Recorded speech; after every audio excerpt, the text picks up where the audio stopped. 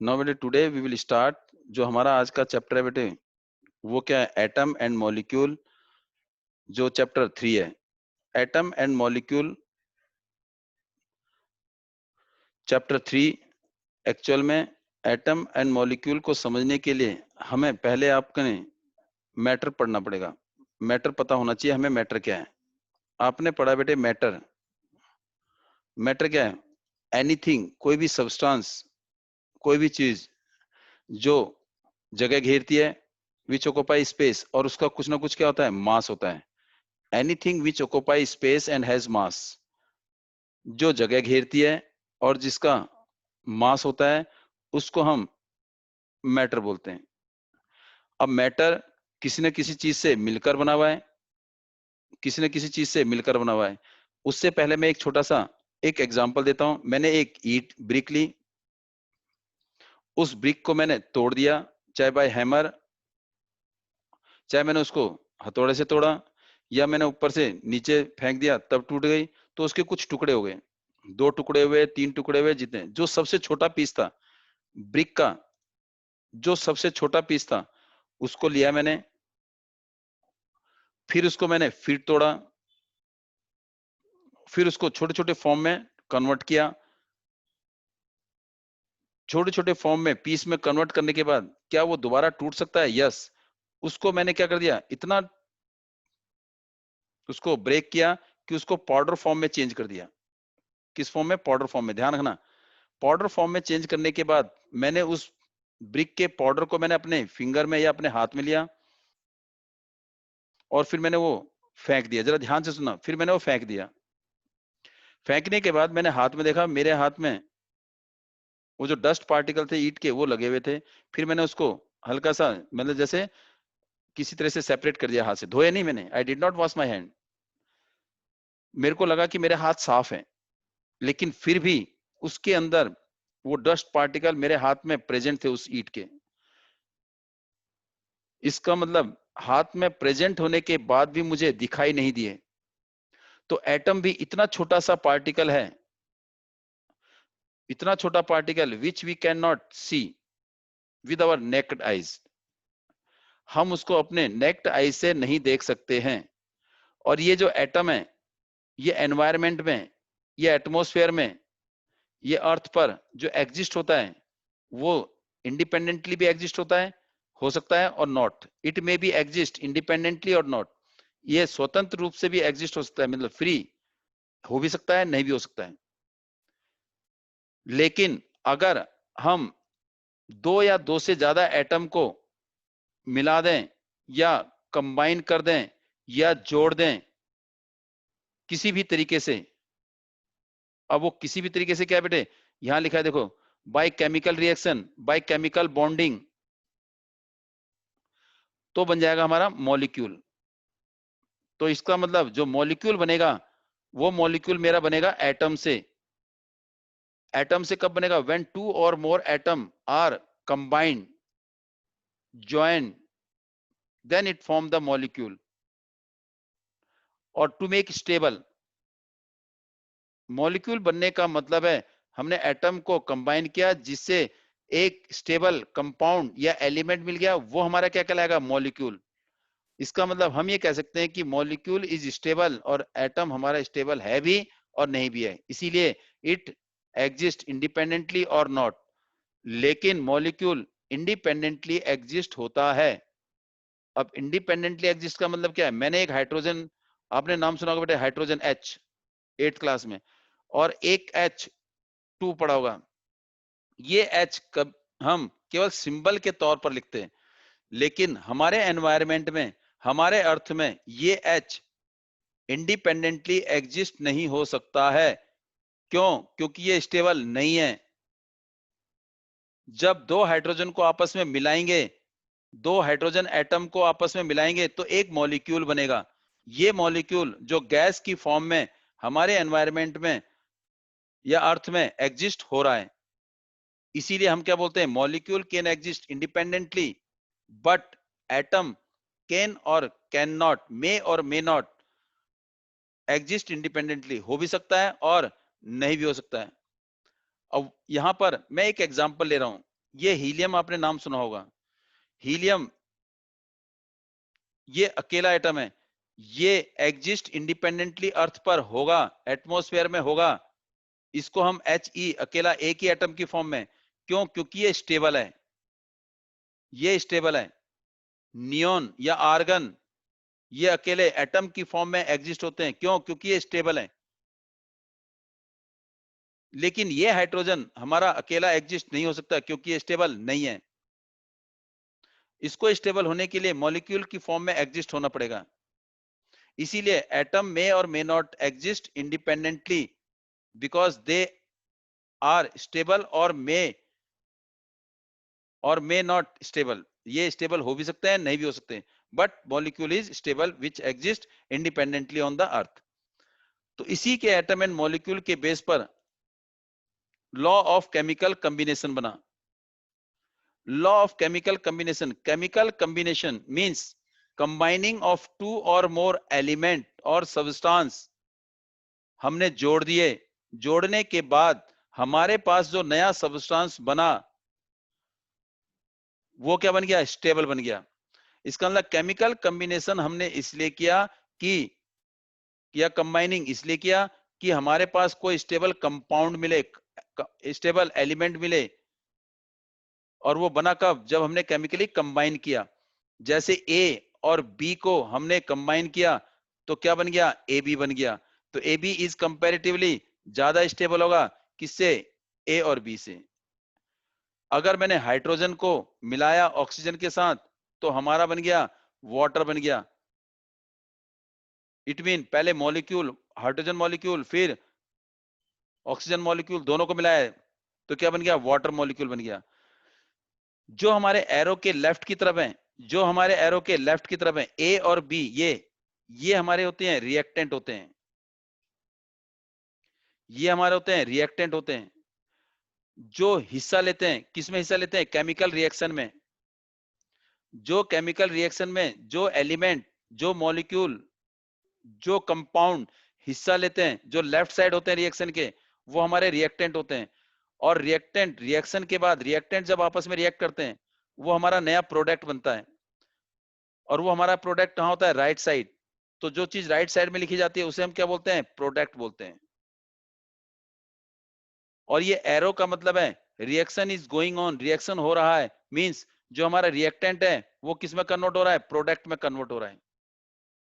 इसका मतलब हाइड्रोजन जो गैस है, ऑक्सीजन जो गैस है, वो कन्वर्ट हो रही है, कंबाइन होके रिएक्शन होके किसमें? वाटर में। और वो क्या है? लिक्विड स्टेट में। ये रिएक्शन कैरी ऑन है। जो हमारे रिएक्शन होते हैं H2+ आपने करना तो ऐसी है O2, और कई बार ऐसे होता है। इसका मतलब ये है, इसका मतलब क्या है? कई बार ये लिखा रहता है। और what is the meaning of this one? अभी देखना। इसका मतलब ये है कि अगर हम रिएक्ट करेंगे तो थोड़ा बहुत जो इसका मास है, थोड़ा बहुत जो इसका मास है वो क्या हो सकता है? कम हो सकता है। लेकिन हम मानते क्या है? इसका मास, इस रिएक्टेंट का मास और इस प्रोडक्ट का मास सेम होता है। जो नेग्लिजिबल मास होता है, ना के बराबर, जिसे हम काउंट नहीं करते, वो कन्वर्ट होता है किसमें? एनर्जी में कन्वर्ट हो जाता है। कैबरी रिएक्शन ऐसे होता है। तो केमिकल कॉम्बिनेशन से हमारे दो लॉ निकले। केमिकल कॉम्बिनेशन के दो लॉ हैं। पहला law of conservation of mass, दूसरा लॉ ऑफ कांस्टेंट प्रोपोर्शन। पहला law of conservation of mass, दूसरा लॉ ऑफ कांस्टेंट प्रोपोर्शन। अब law of conservation of mass और लॉ ऑफ कांस्टेंट प्रोपोर्शन ये नाम ये दिए किसने? ये नाम दिया केमिकल कॉम्बिनेशन का नाम तो दिया केवल केवल किसने? लेवोजियर और जोसेफ एल प्रोजाउट ने। लेकिन law of conservation of mass और लॉ ऑफ कांस्टेंट प्रोपोर्शन, ये मास, ये जो लॉ थे ये आगे किसने दिए? मल्टीपल प्रोपोर्शन, कांस्टेंट प्रोपोर्शन और है, वो आपके सिलेबस में नहीं है। ये दिए बेटे लॉ ऑफ केमिकल कंपोजिशन किसने दिए? लेवोजियर और जोसेफ एल प्रोजाउट ने। पहला है law of conservation of mass है क्या? Law of conservation of mass state that the mass can neither be created nor be destroyed in a chemical reaction. During the chemical reaction, total mass of the reactant will be equal to the total mass of the product. It mean मैंने अगर A और B reactant अब आपको पता लग गया, it mean law of conservation of mass कि mass is neither create, ना तो mass उत्पन्न होता है कहीं से अचानक, आ जाए, नहीं, इसका कुछ ना कुछ मास होगा क्योंकि मैटर है, ऑक्यूपाई स्पेस एंड हैज मास, ये भी मैटर है, ऑक्यूपाई स्पेस एंड मास उसका पहले से ऑलरेडी है, कहीं जादू से तो नहीं आया। तो इसका मतलब इन दोनों का मास, रिएक्टेंट का और प्रोडक्ट का मास दोनों सेम होंगे before reaction and after reaction. इसे बोलते हैं law of conservation of mass, कि मास ना तो क्रिएट होता है ना ही डिस्ट्रॉय होता है, नाश नहीं होता, नष्ट नहीं होता मास, वो किसी दूसरे कंपाउंड की फॉर्म में बन जाता है। जैसे हाइड्रोजन मैंने ले लिया 2 ग्राम, 2 यूनिट, 2 ग्राम ले लिया बेटे, ऑक्सीजन कितना लिया 2 ग्राम, तो जो मेरा वाटर बनेगा वो मेरा बनेगा 4 ग्राम। अगर मैंने यहां ले लिया 3 ग्राम और यहां ले लिया 2 ग्राम, तो यहां 3 नहीं बनेगा, यहां 2 नहीं बनेगा, यहां 1 नहीं बनेगा, यहां 5 ग्राम ही बनेगा। अगर केवल एक ही कंपाउंड है तो हो सकता है आगे कंपाउंड हो तो वो क्या होगा बेटे, डिस्ट्रीब्यूट हो सकता है। जैसे law of conservation of mass state की मास ना तो क्रिएट होता है, मींस ना तो जनरेट होता है, ना ही वो डिस्ट्रॉय होता है। इसका मतलब जो टोटल मास है रिएक्टेंट का और टोटल मास जो प्रोडक्ट का वो हमेशा सेम रहता है। इसका मतलब no change in mass before the reaction and after the reaction. तो हम ये बोल सकते हैं मास ऑफ ए कोई भी एलिमेंट है, मास ऑफ बी कोई भी एलिमेंट है, इन दोनों का मास मेजर किया और हमारा प्रोडक्ट बना सी और बना डी, तो दोनों को मास को ऐड किया, जो इन दोनों का मास आ रहा था वही ए और बी का मास है। इसका मतलब मास ऑफ रिएक्टेंट हमेशा क्या होगा, मास ऑफ प्रोडक्ट के बराबर होगा। इसी को हम law of conservation of mass बोलते हैं। अब इसका प्रैक्टिकल वेरिफिकेशन देखिए, बुक में आपका डायग्राम है, you can check in your book. First हमने 2-3 सैंपल लिए, एक सैंपल लिया हमने एक्स का, एक्स में ये सैंपल कोई से भी एक ले सकते हो, और एक सैंपल लिया मैंने वाई में। अब ये एक्स और वाई क्या है, एक्स हमारा इग्निशन ट्यूब है, एक्स हमारा क्या है, इग्निशन ट्यूब है, छोटा सा इग्निशन ट्यूब है, मींस जो टेम्परेचर पर, मतलब बेटे क्या होगा, टेस्ट ट्यूब की तरह है। और वाई हमारा क्या है, कॉनिकल फ्लास्क है। ये आपको स्कूल में पता लग जाएगा कैसे होती है बेटे। 3 सैंपल लिए, इन तीनों सैंपल में से कोई भी हम एक सैंपल को चेक करेंगे। 3 सैंपल मीन एक्स हमारा इग्निशन ट्यूब है, उसमें हमने कॉपर सल्फेट रख सकते हैं, बेरियम क्लोराइड रख सकते हैं, लेड नाइट्रेट रख सकते हैं। वाई कोनिकल फ्लास्क, उसमें सोडियम कार्बोनेट रख सकते हैं, सोडियम सल्फेट रख सकते हैं और सोडियम क्लोराइड रख सकते हैं। लेकिन कॉम्बिनेशन यही होनी चाहिए, अगर कॉपर सल्फेट रखेंगे एक्स में तो वाई में यही रखेंगे, अगर एक्स में बेरियम क्लोराइड रखेंगे तो वाई में यही रखेंगे, अगर एक्स में लेड नाइट्रेट रखेंगे तो वाई में यही रखेंगे। ये आपकी एक्टिविटी जो डायग्राम है बुक में है, ये आप कॉनिकल फ्लास्क है, ये मेरा कॉनिकल फ्लास्क है, इसमें ये देखो ध्यान से, ये वाई है, कॉनिकल फ्लास्क को वाई लिया देखो, और ये मेरा test tube small ignition tube है, ये वाला देखिए ये। अब मैंने पहला एग्जांपल ले लिया आपका, चलो कोई भी ले लीजिए आप, इसमें कॉपर सल्फेट इसमें रख दिया, इसमें कॉपर सल्फेट एक्स में, ये वाले इग्निशन ट्यूब में मैंने कॉपर सल्फेट रख दिया, कॉपर सल्फेट, और वाई में क्या रख दिया, सोडियम कार्बोनेट का सॉल्यूशन रख दिया। इसका मतलब 10 मिलीलीटर सॉल्यूशन, मतलब इस जो कॉपर सल्फेट है उसको भी पानी में मिलाया 10 मिलीलीटर पानी में, कॉपर सल्फेट को भी पानी में डिसॉल्व किया तो सॉल्यूशन बना दिया। इनको पानी में डिसॉल्व करके सॉल्यूशन बना देंगे। हमने एक वाई में ले लिया, कॉनिकल फ्लास्क में सोडियम कार्बोनेट का सॉल्यूशन, और एक्स में ले लिया कॉपर सल्फेट का सॉल्यूशन।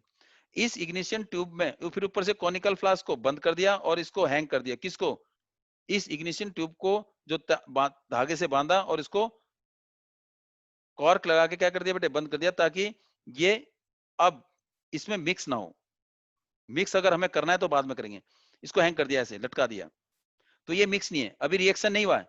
इसका मतलब ध्यान रखिए बेटे, अब मैंने क्या करा, कॉपर सल्फेट, कॉपर सल्फेट का फॉर्मूला CuSO4 प्लस में सोडियम कार्बोनेट का सॉल्यूशन Na2CO3, सोडियम कार्बोनेट का सॉल्यूशन आप लिखोगे इसमें, अभी आपको पता नहीं है कहां से आया, तो आप नाम लिखोगे इसमें कॉपर सल्फेट सोडियम कार्बोनेट, ये नाम लिखोगे, ये भी सॉल्यूशन है। इसका मतलब 1.25 ग्राम को पानी में डिसॉल्व किया, इसको भी पानी में डिसॉल्व करके सॉल्यूशन बना दिया। इसका मास नोट किया कितना है 1.25, और प्लस में 10 मिलीलीटर पानी जो भी है 1.43, पानी की क्वांटिटी को भी ऐड कर दिया, ये प्लस हो गया। ये रिएक्शन से पहले रिएक्टेंट है। अब क्या करेंगे, इस कोनिकल फ्लास्क को हिलाएंगे और इसको कोशिश करेंगे कि ये थोड़ा सा टिल्ट हो जाए, झुक जाए, ताकि इसका सॉल्यूशन इसमें आ जाए। इसको थोड़ा सा सेक करेंगे, इसको थोड़ा सा सेक करेंगे, या किस तरीके से इस धागे को क्या करें, किसी भी तरीके से थोड़ा इसको, इसका जो सॉल्यूशन है वो किस में मिक्स हो जाए, वाई सॉल्यूशन में मिक्स हो जाए, दोनों मिक्स हो जाए। जो सॉल्यूशन एक्स में है और वाई में है, इसको हम टिल्ट करेंगे ताकि ये मिक्स हो जाए। मिक्स होने के बाद रिएक्शन होगा, रिएक्शन होगा तो क्या बनेगा, देखो ध्यान से, CuCO3 बनेगा, CuCO3, ये बनेगा CuCO3 प्लस, और क्या बनेगा, Na2SO4, कॉपर कार्बोनेट और सोडियम सल्फेट बनेगा सॉल्यूशन। कब, जब दोनों का रिएक्शन होगा। जब हमारा मिक्स कर दिया तो हमने फिर इसको मेजर किया, इनका मास। जब हमने इन दोनों का मास मेजर किया, दोनों के मास को ऐड कर दिया, तो जो मास ऐड करने पर आया, दोनों को प्रोडक्ट का मास ऐड करने पर जो आया, वही मास जो हमने पहले ले रखा था वही है। इसका मतलब रिएक्शन से पहले और रिएक्शन के बाद जो हमारे को मास मिला, दोनों का मास सेम है। रिएक्शन से पहले और रिएक्शन के बाद मास वो हमारा क्या था, सेम था। इसी को बोलते हैं हम law of conservation of mass. इसका मतलब मास हमारा नुकसान नहीं हुआ है, लेकिन अगर स्लाइटली नेग्लिजिबल मास, थोड़ा बहुत ना के बराबर 0.00001 ग्राम कम हो जाता है, तो वो एनर्जी में कन्वर्ट हो जाता है, ना के बराबर, ना के बराबर, जिसे हम नेग्लिजिबल बोलते हैं, that can be converted into energy. But law of conservation of mass कहता है कि रिएक्शन से पहले और रिएक्शन के बाद मास हमेशा सेम रहता है। अब इस एक्टिविटी को देखिए ध्यान से, यहां पर हमने लिया, आप देखो वही मैं बोल रहा हूं आपको, prepare separately the solution of any one pair. तीन पेयर थे, तीन में से कोई एक पेयर ले लिया। मैंने क्या लिया था, कॉपर सल्फेट, और क्या लिया था, कॉपर सोडियम कार्बोनेट लिया था। एक्स और वाई में लिया। एक्स हमारा क्या था, एक्स हमारा था क्या कहते हैं वो, इग्निशन ट्यूब, और वाई हमारा था कॉनिकल फ्लास्क, और उनको हमने पानी में मिला दिया, सॉल्यूशन बना दिया उनका। Take the little amount of solution Y in conical flask में ले लिया, और कुछ सॉल्यूशन क्या ले लिया, वाई में ले लिया, एक्स में, इग्निशन ट्यूब में। Hang the ignition tube in the flask carefully. हमने क्या कर दिया, उस इग्निशन ट्यूब को प्रॉपरली तरीके से हैंग कर दिया कि मिक्स ना हो solution. See the solution that do not mix. हमने ये चेक करना है कि वो मिक्स नहीं होना चाहिए, क्योंकि वो रिएक्टेंट का काम कर रहे हैं अभी, ये मिक्स नहीं होने चाहिए। फिर उसको वेट किया, फ्लास्क को विद इट्स कंटेंट केयरफुली, जो भी उसका मास था हमने वेट किया। फिर उसको, इसके बाद क्या कर दिया, मास मेजर कर दिया। फिर उसके बाद now tilted and seal the flask, उसको टिल्ट किया, झुकाया फ्लास्क, कॉनिकल फ्लास्क को, और उसको थोड़ा हिलाया, ताकि जो इग्निशन ट्यूब में जो सॉल्यूशन था वो किसके साथ मिक्स हो जाए, उस कॉनिकल फ्लास्क में मिक्स हो जाए, so that the solution X and Y mix with each other. जब दोनों मिक्स हो जाएंगे, तो आपने बनाया था बेटे CuCO3 और Na2SO4 बनाया था। तो फिर उसका दोबारा हमने वजन किया, उसका अगर वजन किया तो दोनों का वजन पहले के बराबर था। इसका मतलब मास बिफोर रिएक्शन और मास आफ्टर रिएक्शन इज सेम। इसी को बोलते हैं हम law of conservation of mass. दूसरा केमिकल कॉम्बिनेशन का दूसरा मास क्या है बेटे, और दूसरा लॉ क्या है, law of constant proportion. Law of constant proportion, please be careful. Law of constant, constant आपको लग रहा है बेटे फिक्स, कांस्टेंट मीन क्या होता है, एक फिक्स होता है। प्रोपोर्शन एक रेशो में, फिक्स रेशो में मिलाना है। अगर मेरे को एक कप चाय में बनानी है, एक कप चाय में मुझे एक 2 चम्मच चीनी ही सही लगती है। मेरा प्रोपोर्शन क्या है बेटे, 2 कप चाय में 2 चम्मच, एक कप चाय में, एक कप चाय में 2 चम्मच चीनी मिलानी है। एक रेशो बना दिया कि अगर एक कप चाय में चाय बनानी है तो मुझे 2 स्पून, 2 चम्मच चीनी चाहिए। अगर मैं आपसे कहूं, या आप मेरे से कहो, अगर मैंने जी 4 चम्मच बनानी है, सॉरी 4 कप चाय बनानी है, तो मुझे कितने चम्मच चीनी चाहिए। तो इसका मतलब अगर एक कप के लिए 2 है, तो 4 कप के लिए 8 चम्मच चीनी चाहिए, जिसे आप मैथ में क्या बोलते थे बेटे, डायरेक्ट वेरिएशन बोलते थे। डायरेक्ट वेरिएशन, जिसे आप मैथ में क्या बोलते थे, डायरेक्ट वेरिएशन।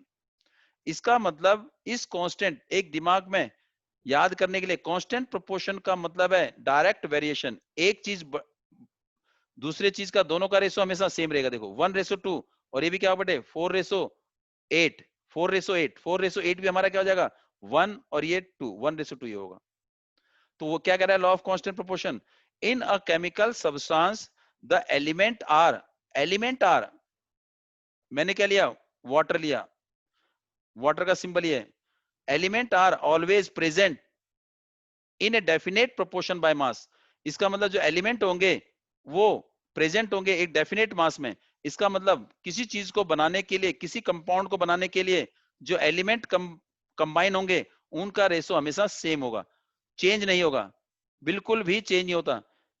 इसको हम क्या बोलते हैं बेटे, केमिकल कॉम्बिनेशन। क्या बोलते हैं इसे, केमिकल कॉम्बिनेशन। एग्जांपल देखिए, केमिकल कॉम्बिनेशन में, केमिकल रिएक्शन में, केमिकल चेंज में आपने डेफिनेशन पढ़ी हुई है, केमिकल चेंज में एलिमेंट को कंबाइन करते हैं इन्हें फिक्स रेशो में।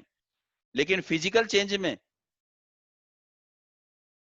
फिजिकल मिक्स करते हैं बेटे, फिजिकली मिक्स करते हैं तो उसमें किसी भी रेशो में कंबाइन कर सकते हैं। फॉर एग्जांपल वाटर ले रहा हूं बेटे, वाटर मैंने हाइड्रोजन में ऑक्सीजन के साथ कंबाइन किया। अभी आपको मास पता नहीं है, हाइड्रोजन का मास 1 है, ऑक्सीजन का मास 16 है।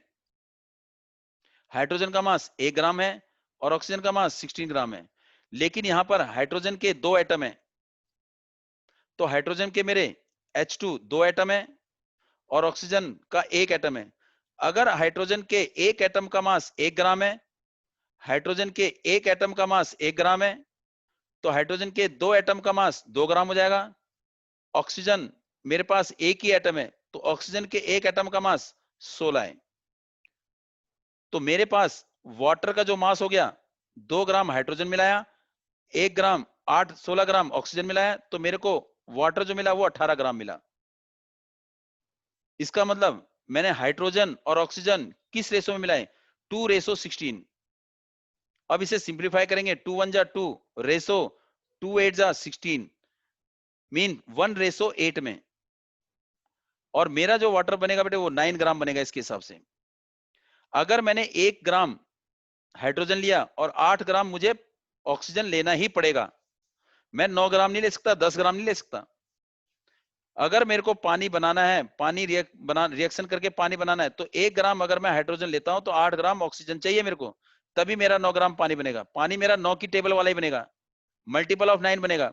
ऑक्सीजन मेरा 8 वाला मल्टीपल बनेगा, हाइड्रोजन हमारा 1 का मल्टीपल बनेगा। अगर मैंने गलती से हाइड्रोजन ले लिया 2, तो मेरे को ऑक्सीजन कितना चाहिए, 1:8 है, तो ये हो जाएगा 2:16। मल्टीपल कर दिया, 1 का डबल कर दिया, तो यहाँ 8 का डबल हो गया। और ऐसी 2 + 16 ये मेरा 18 हो गया, देखो 9 का डबल। अगर मेरे को यहाँ पर 4 ग्राम हाइड्रोजन लेना है, मेरे पास 4 ग्राम हाइड्रोजन है, तो 4 ग्राम हाइड्रोजन में कितना मैं ऑक्सीजन जोड़ू जो मेरा पानी बने।